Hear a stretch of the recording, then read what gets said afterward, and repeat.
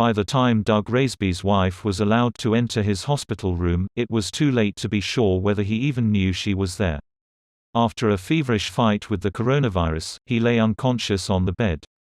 His wife cried through an N95 mask, while a computer tablet flashed a video stream of his children saying goodbye. For weeks, as coronavirus cases spiked across the United States, deaths rose far more slowly, staying significantly lower than in the early, deadliest weeks of the nation's outbreak in the spring. New treatments, many hoped, might slow a new wave of funerals. But now, signs are shifting. More than 1,000 Americans are dying of the coronavirus every day on average, a 50% increase in the last month. Iowa, Minnesota, New Mexico, Tennessee and Wisconsin have recorded more deaths over the last 7 days than in any other week of the pandemic. Twice this past week, there have been more than 1,400 deaths reported in a single day. "It's getting bad and it's potentially going to get a lot worse," said Jennifer Nuzzo, an epidemiologist and senior scholar at the Johns Hopkins Center for Health Security. "The months ahead are looking quite horrifying. For families like Mr. Raysby's, the pain of personal loss has combined with a sense of anger that the nation, exhausted after 9 months of the pandemic, has grown inured to the death toll, even as its pace is now quickening once more. Do you see this human being? Do you realize," said Kathy James, the mother-in-law of Mr. Raysby, a 57-year-old factory supervisor in Sioux Falls, SD, who liked to hunt pheasants on the weekends. In the weeks since Mr. Raysby died of the virus, Ms. James said she had wanted to wave a photo of him, a quiet, bespectacled man who once wooed her daughter with purple roses, at the world. "Do you see Doug?" she said. "Because he should be alive and he should be with us right now." More than 244,000 people have died from the coronavirus in the United States, more than any other country, and experts say the pace of new deaths is likely to accelerate in the coming weeks.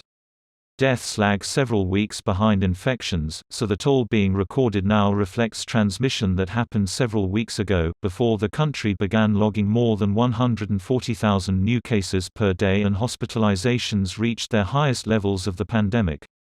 On Friday, public health officials reported more than 181,000 new cases across the country, more than ever before.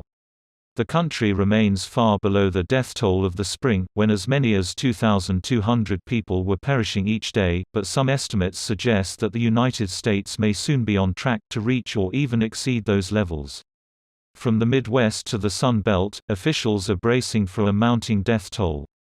In Marathon County, Wisconsin, a sprawling community in the grip of a COVID-19 surge, a refrigerated morgue truck is now cooled and ready in case it is needed.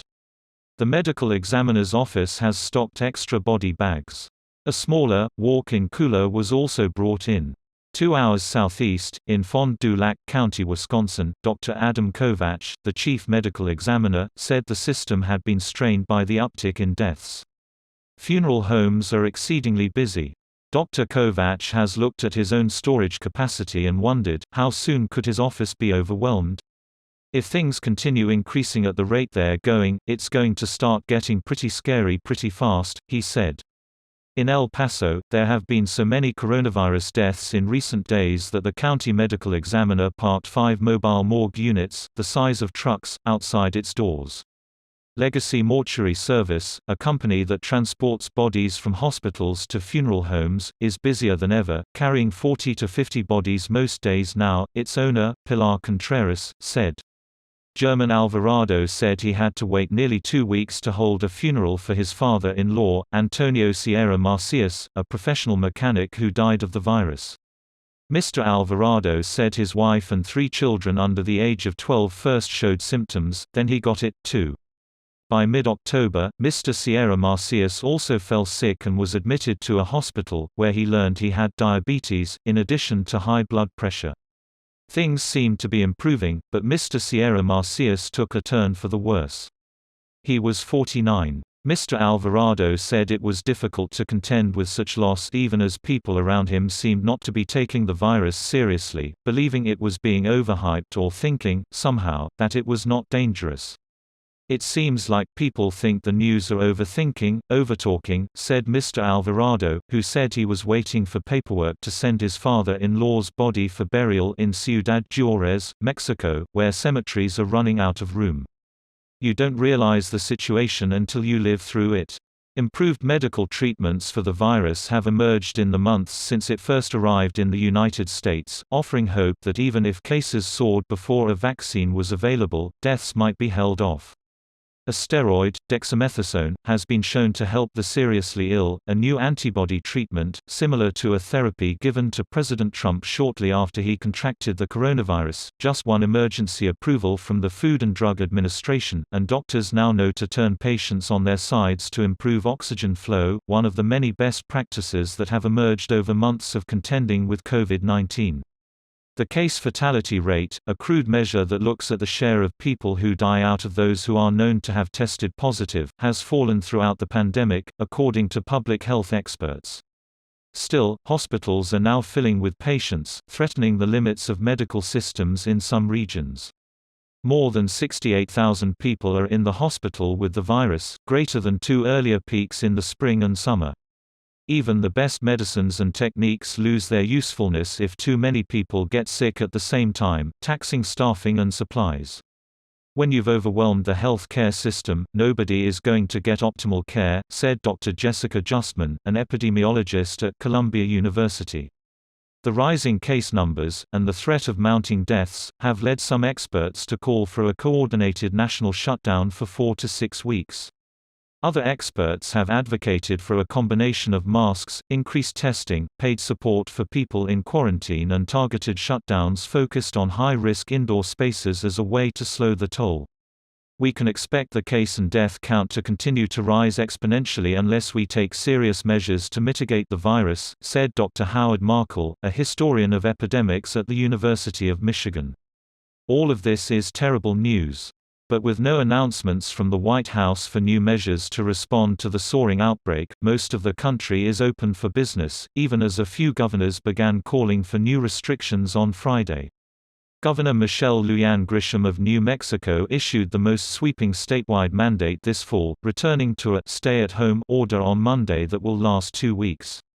In Oregon, Governor Kate Brown plans to put the state in a partial lockdown for 2 weeks starting Wednesday, shuttering gyms, halting restaurant dining and mandating that social gatherings have no more than 6 people. A visibly angry Governor Mark Gordon of Wyoming, speaking at a news conference, said that hospitals have set up tents because they are overrun, that patients from crowded facilities in South Dakota have been sent into Wyoming, and that misinformation about the virus was running rampant. He said he was considering a mask mandate and other restrictions after months of hesitation. "People in Wyoming have been knuckleheads about the virus," he said. "We've relied on people to be responsible and they're being irresponsible," Mr. Gordon said. "If I can't rely on you, we're going to have to do something else." Particularly painful to those who are part of a growing group who have lost relatives is a sense of indifference about the outbreak, they say, by the public. The family of Tagan Drone, a 5-year-old girl with a toothy smile and big, colorful bows in her hair, said she had just started kindergarten in Amarillo, Texas. She loved Peppa Pig, nail polish and everything purple and pink. She was learning how to spell her name. For Halloween, she was going to dress up as a mermaid. But a few days before, she grew sluggish and started throwing up. Her mother took her to get medical treatment, where her family says she tested positive for the coronavirus. Tagan's parents offered her soup and ginger ale for dinner, and gave her a bath before bed. Hours later, they found her unresponsive.